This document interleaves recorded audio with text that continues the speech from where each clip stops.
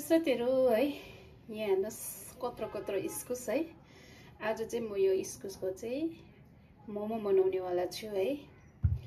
इस्कुसको मोमो खानु मन परेको अस्तिदेखिको र आज चाहिँ इस्कुसको मोमो बनाउँछु। यो इस्कुस चाहिँ मलाई मेरो दिदी है टुङबाट प्रतिमा दिदीले दिनुभएको।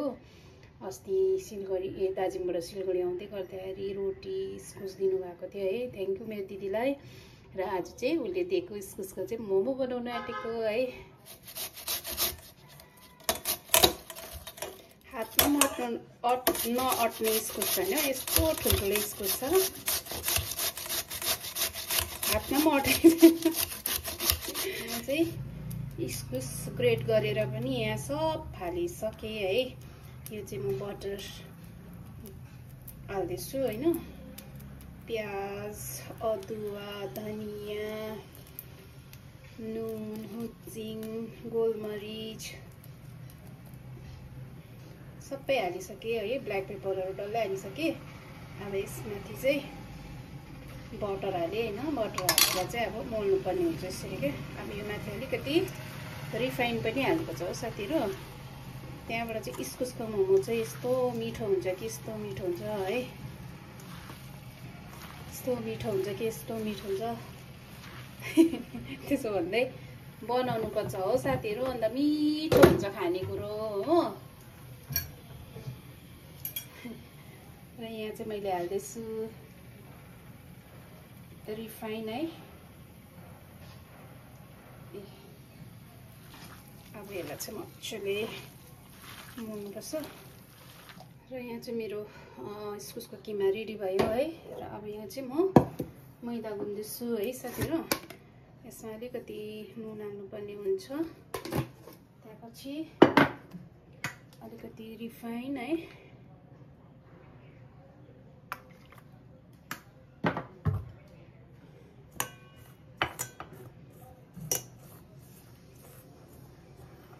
खानु एकैछिन हो है साथीहरु, पकाउनु कति टाइम लाग्छ है। खानु चाहिँ एकैछिन हो।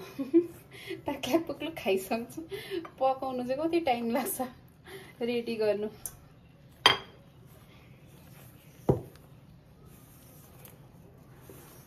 यसरी मैदा हुनुपर्छ, नरम हुन्छ क्या।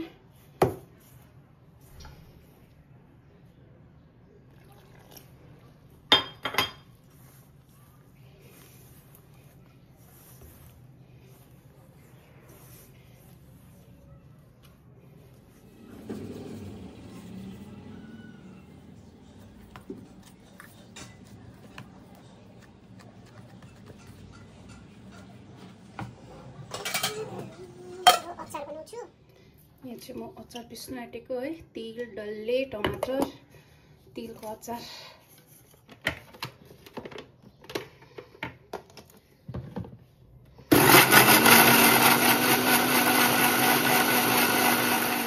तिलको अचार। अब चाहिँ बनाउनु पर्ने हुन्छ मोमो।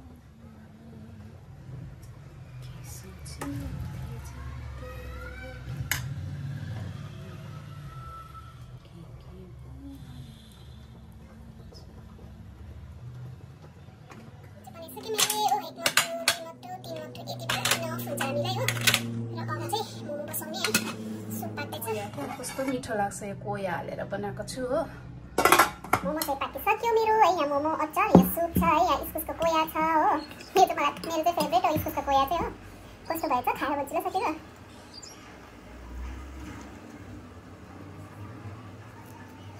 मिठो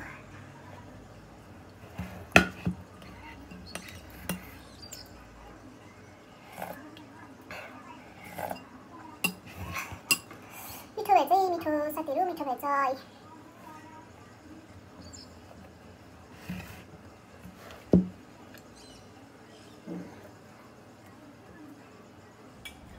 कोयाको ट्रन आयो हो यो तिलको अचारलाई चोप्दै क्या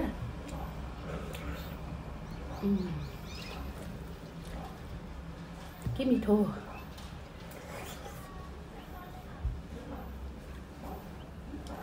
खाउ लाग्यो होला साथीहरूलाई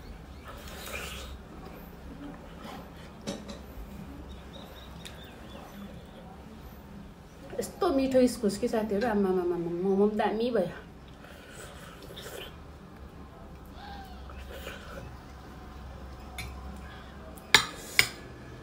तिलको अचारलाई चाहिँ यसरी लगाएर क्या